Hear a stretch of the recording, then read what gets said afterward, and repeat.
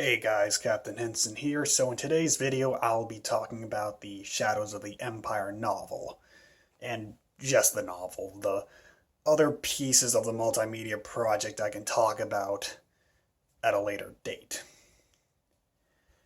So, Shadows of the Empire is a really good starting point for those interested in delving into the EU. You have what is a major story set between two films.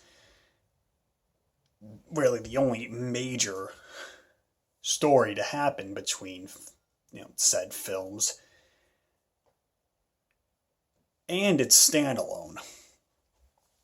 For those who've only watched the films, especially the OT, this book does a good job at developing the characters between Empire and Jedi. We get to see Luke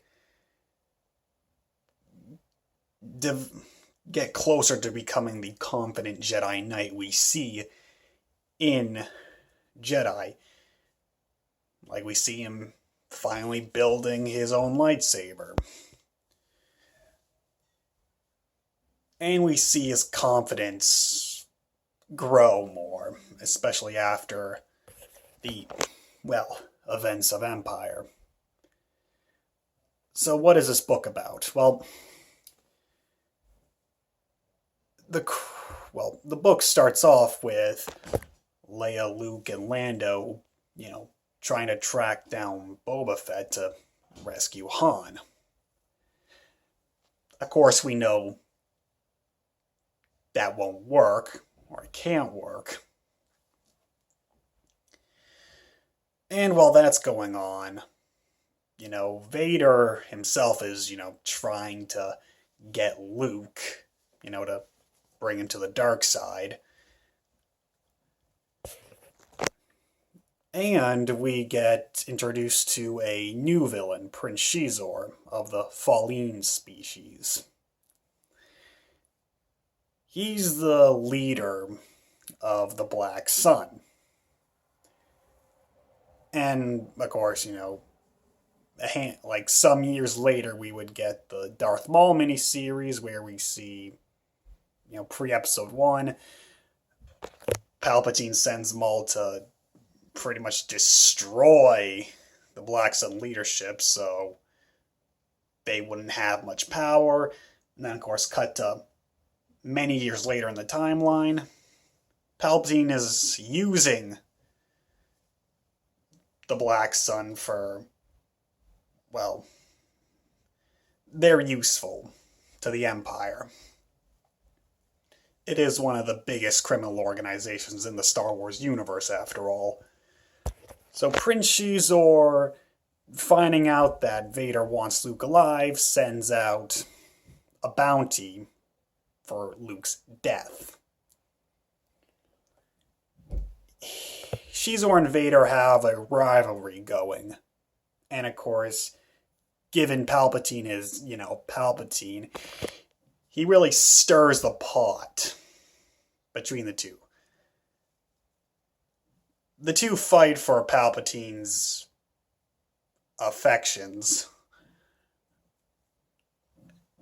And we do find out why Xizor has such an issue with Vader. Some time ago, there was a experiment done on the Falleen homeworld, I think. Basically led to the death of Xizor's family.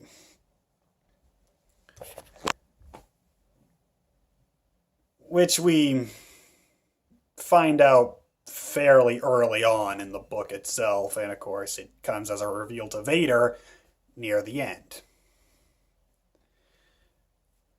So we do get that little personal touch there.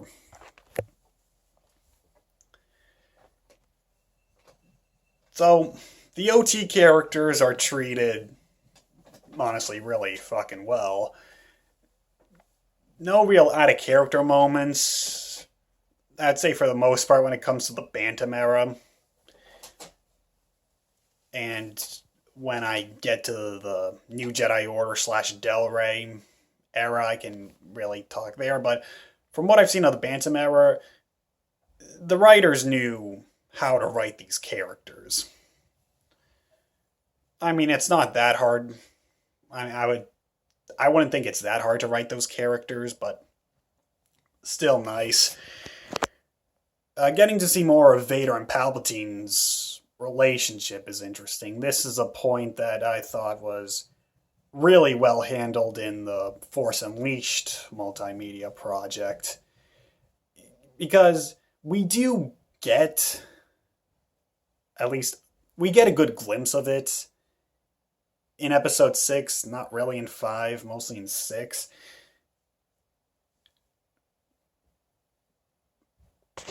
But we really see that Vader doesn't like the Emperor.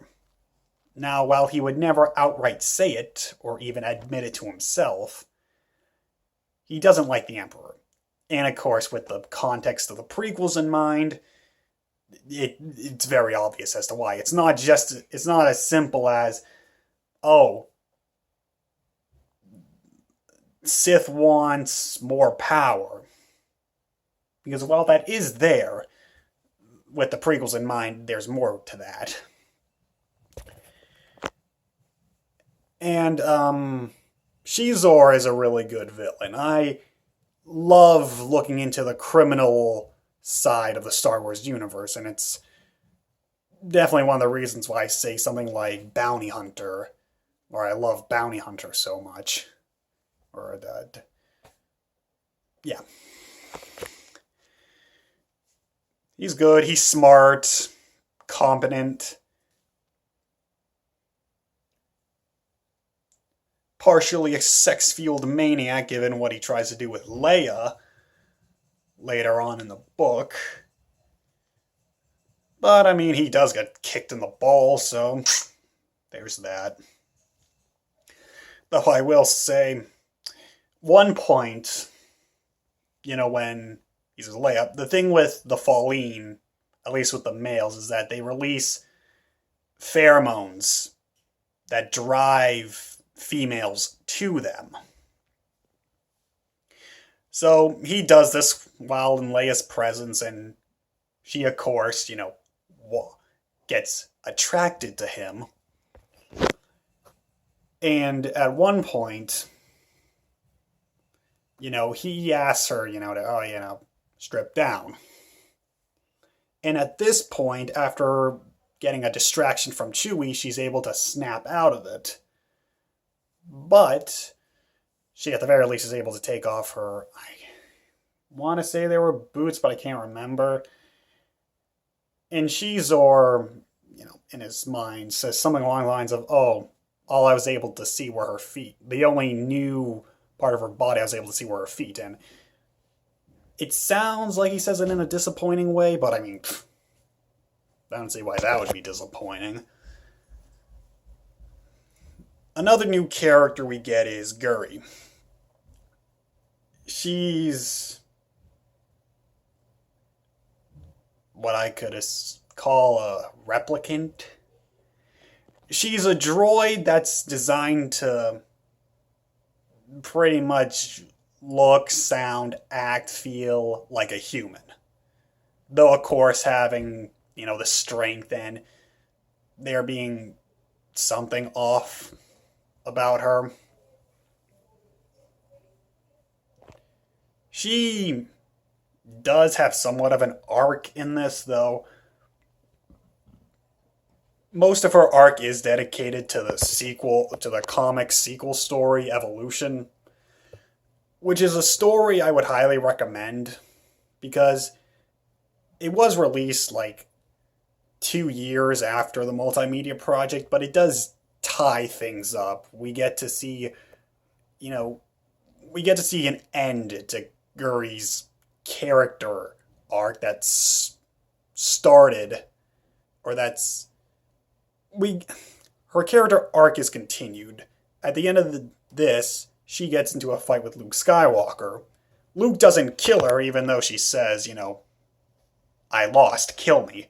He doesn't. So Evolution is about her trying to find her, I want to say it's creator, so he can wipe her memory. And at the end of the story, she meets up with Dash Rendar, who of course she doesn't know because of the mind wipe. And I don't know if we see chronologically, I don't know if we see Dash Rendar after that. Either way, I do think it's a nice epilogue to the multimedia project. And something else to add is, well, playing I think it's at least normal and hard on the video game, you get a secret ending of, finding out that Dash isn't dead. We don't get that here. So another reason why playing the game is why you should play the game, and also get to see him at the Battle of Hoth, which is referenced here, and also get to see his droid more, because in here his droid is referenced once when Dash is introduced, and we get to hear him, and he has a few lines during the final battle, but play the video game to see Dash at the Battle of Hoth, get to see more of his relationship with his droid, and the secret ending. I mean, Evolution, we see him alive, but to actually, see him, right after the battle, he's alive. Either way. So. Oh, and I would also like to say, the cover here is, of course, great. Certainly better than a ton of the Del Rey covers. I've said it before, but God, they actually put effort into these covers. Yeah. So, overall, I would recommend this book to people who are already into the EU, and I would also recommend this to be a beginner book for those who wish to get into the EU, because like I said, it's standalone, and it's also an important story.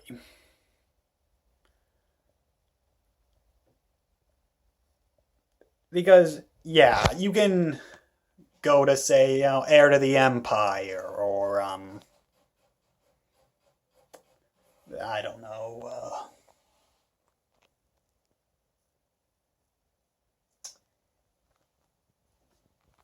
point is, it's standalone. And because it focuses on the cast of the OT, you have that sense of familiarity. And of course, from here you can branch off. Oh, go to the, Tales of the Bounty Hunter short story. Also set around the OT. Read Evolution. From there, etc., etc. So, what do you all think? Did you like this story? Did you think overall Shadows of the Empire multimedia project was a damn good multimedia project? Because I sure do. Let me know in the comment section below. Until next time, this is Captain Henson signing off.